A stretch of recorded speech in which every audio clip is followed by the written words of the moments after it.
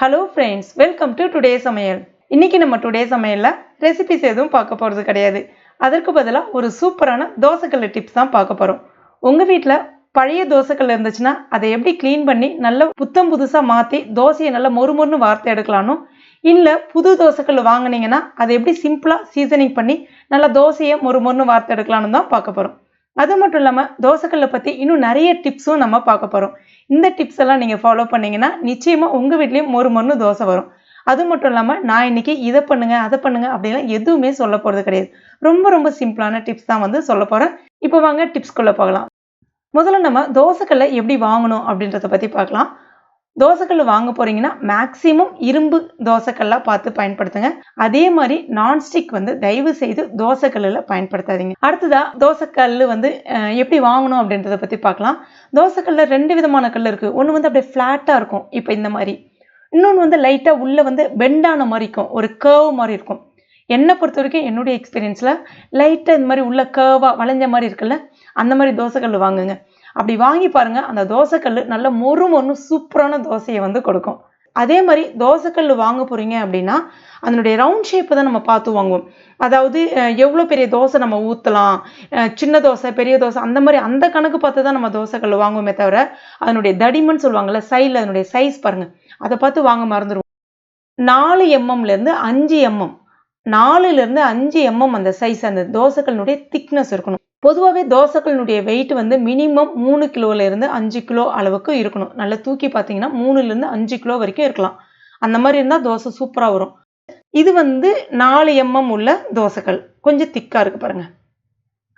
இது வந்து புது தோசைக்கல். அடுத்ததான் நம்ம எப்படி சீசனிங் பண்ணலாம் அப்படின்றத பற்றி பார்க்கலாம். கேஸ்ட் அயன் தவாவாக இருக்கட்டும், இல்லை வெறும் பிளைன் தவாவாக இருக்கட்டும், எதுவாக இருந்தாலும் சரி இந்த மெத்தடை ஃபாலோ பண்ணுங்கள். மேலே வந்து ஒரு மாதிரி பிசுபிசுப்பாக இருக்கும். அந்த பிசுபிசுப்பை வந்து நம்ம முதல்ல நீக்கணும். அதுக்கு வந்து டிஷ்வாஷ் லிக்விட் இருக்குல்ல, அந்த டிஷ்வாஷ் லிக்விடில் கொஞ்சமாக தண்ணி கலந்து வச்சுக்கோங்க. இது பாருங்கள், இந்த மாதிரி தண்ணி கலந்து வச்சுதை தோசைக்கல் மேலே லைட்டாக இந்த மாதிரி ஊற்றிட்டு, அயன் ஸ்க்ரப்பர் பயன்படுத்தாதீங்க, ஸ்பாஞ்ச் பயன்படுத்துங்க.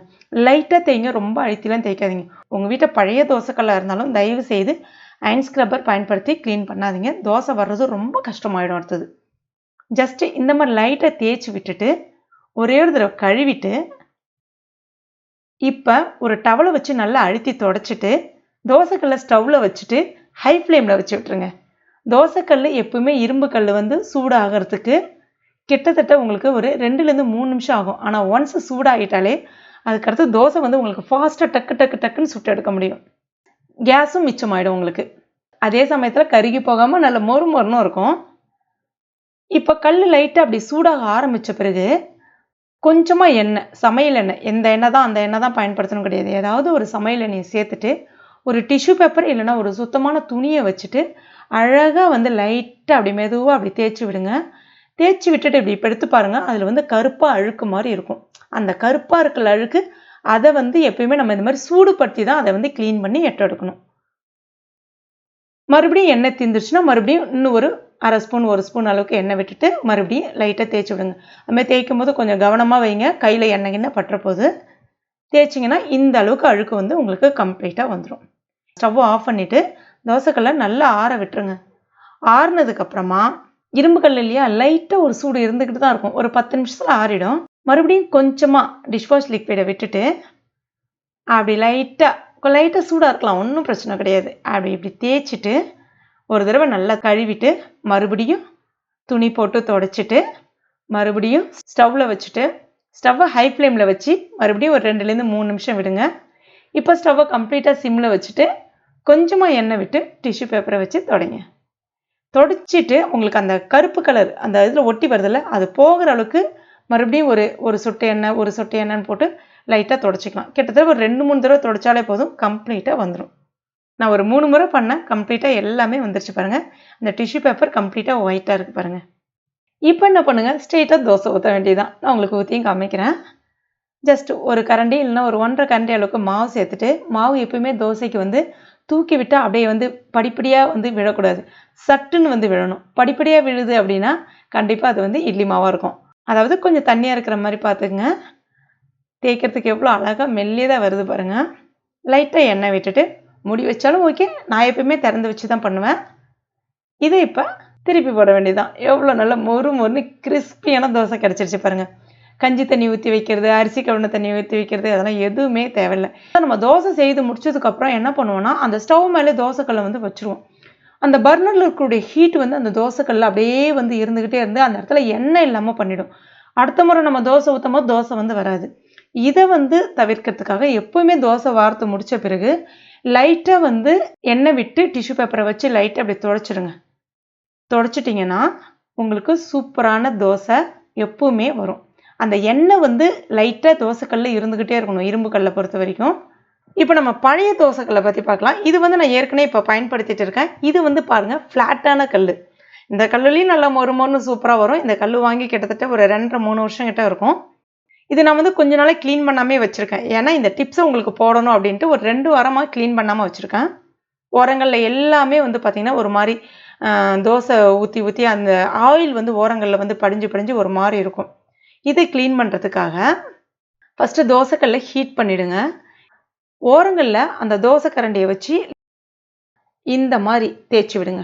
அப்போ உங்களுக்கு ஓரங்களில் இருக்கக்கூடிய அந்த எண்ணெய் பிசுபிசுப்பு வந்து அந்த தோசைக்கல் காயும் போது ஈஸியாக அழகாக எடுத்துகிட்டு வந்துடும். ஆனால் நடுவில் எக்காரந்த கொண்டும் பண்ணாதீங்க. நிறைய பேர் வந்து நடுவுலலாம் போட்டு தேய்ப்பாங்க, இப்படி பண்ணுவாங்க, அப்படி பண்ணுவாங்க. தயவு செய்த மாதிரி பண்ணாதீங்க, ரொம்ப கஷ்டமாயிடும். அதுக்கடுத்து மறுபடியும் தோசை வரும், ஆனால் அதை வர வைக்கிறதுக்குள்ளே நம்மளுடைய பாடு பெரும்பாடாயிடும். அதனால் அதை வேண்டாம். ஓரங்களில் மட்டும், ஏன்னா எப்பவுமே ஓரங்களில் தான் அந்த எண்ணெய் பிசிறு வந்து படிய ஆரம்பிக்கும். சென்டரில் வந்து நம்ம டெய்லியும் தோசை வார்க்கும்போது உங்களுக்கு அந்தளவுக்கு பெருசாக தெரியாது. ஃபுல்லாக இந்த மாதிரி நல்லா எல்லாத்தையும் க்ளீன் பண்ணி விட்டுருங்க.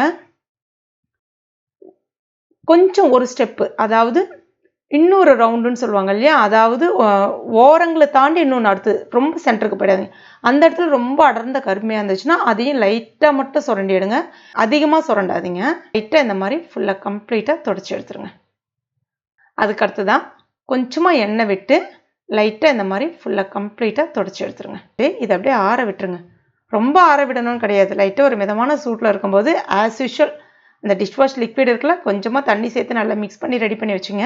எப்பயுமே அதுமாரி பண்ணும்போது நம்மளுக்கு பாத்திரம் க்ளீன் பண்ணுறதுக்கும் சௌரியமாக இருக்கும், டிஷ்வாஷ் லிக்விடும் மிச்சமாகும். ஜஸ்ட் லைட்டாக ஸ்பாஞ்சை வச்சு, இது வந்து பழைய தோசைகள் தானே, ஸ்க்ரப்பரை வச்சு தேய்க்கலாமான்னா கண்டிப்பாக தேய்க்காதீங்க. இந்த மாதிரி லைட்டாக தேய்ச்சிட்டு வாஷ் பண்ணிவிடுங்க. மறுபடியும் வந்து ஒரு துணியை போட்டு துடைச்சிட்டு அடுப்பு மேலே வச்சுட்டு ஸ்டவ்வை ஆன் பண்ணிவிட்டு ஒரு 3 நிமிஷம் நல்லா ஹீட் பண்ணிவிட்டு ஆஸ் யூஷுவல் முன்னாடி பண்ணோம்ல அதே தான் எண்ணெய் விட்டு லைட்டாக துடைச்சிருங்க. அவ்வளோதான், நம்மளுடைய பழைய தோசைக்கல் இப்போ புது தோசைக்கல்ல மாறிடுச்சு.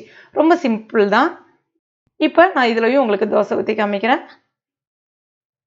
அவ்வளோதான், எவ்வளோ அழகாக தேய்க்கிறதுக்கு வருது பாருங்கள். இது வந்து பழகின தோசைக்கல்ன்றதுனால உங்களுக்கு ரொம்ப சூப்பராக வருது. முன்னாடி காமிச்சது வந்து புது தோசைக்கல். உங்களுக்கு ஸ்டார்டிங்கில் ஒரு 2 தடவை ஒரு மாதிரி வரும், 3ஆவது தடவை 4ஆவது தடவைலாம் நீங்கள் ஊற்றும் போது நல்ல மொறு மொறு மொறுன்னு கிறிஸ்பியாக செம்மையாக வரும். தோசைக்கல் வாங்கும் போது திக்காக பார்த்து வாங்குங்க, நல்லா பெருசாகவும் பார்த்து வாங்குங்க. அதுமாதிரி மேக்ஸிமம் உள்ளே வந்து கர்வ் டைப்பாக பார்த்து வாங்குங்க. அவ்வளோதாங்க, மொறு மொறுன்னு தோசை சூப்பராக ரெடி ஆகிடுச்சு. தோசைக்கல்ல பராமரிக்கிற மெத்தடு வந்து ரொம்ப ரொம்ப சிம்பிள். கரெக்டாக ஃபாலோ பண்ணோன்னா ரொம்ப ஈஸியாக அழகாக வந்து தோசைக்கல்ல மெயின்டைன் பண்ண முடியும். நெக்ஸ்ட் தோசை ஊற்ற போகிறீங்கன்னா டிஷ்யூ பேப்பரை வச்சு துடைச்சிட்டு அடுத்த தோசை வந்து ஊற்றுங்க. இல்லைன்னா ஒரு துணியில் வந்து கொஞ்சமாக எண்ணெய் தொட்டுட்டு கூட நீங்கள் அந்த மாதிரி பண்ணலாம். கண்டிப்பாக இந்த மெத்தடில் ட்ரை பண்ணி பாருங்கள். உங்கள் வீட்லேயும் சூப்பராக தோசைக்கல் ஒர்க் அவுட் ஆகும். கண்டிப்பாக ட்ரை பண்ணி பார்த்துட்டு மறக்காமல் எனக்கு கமெண்ட் பண்ணுங்கள். இந்த வீடியோ உங்களுக்கு பிடிச்சிருந்தனா லைக் பண்ணுங்கள். உங்கள் நண்பர்கள் மற்றும் ஃபேமிலி மெம்பர்ஸ்களையும் மறக்காமல் ஷேர் பண்ணுங்கள். மேலும் இது போன்ற பயனுள்ள குறிப்புகளுக்கு நம்ம சேனல் இது வரைக்கும் நீங்கள் சப்ஸ்கிரைப் பண்ணலாம், உடனே சப்ஸ்கிரைப் பண்ணிங்க. கூடவே மறக்காமல் இந்த பெல் நோட்டிஃபிகேஷன் சிம்பிள் ப்ரெஸ் பண்ணிங்க. தேங்க்யூ.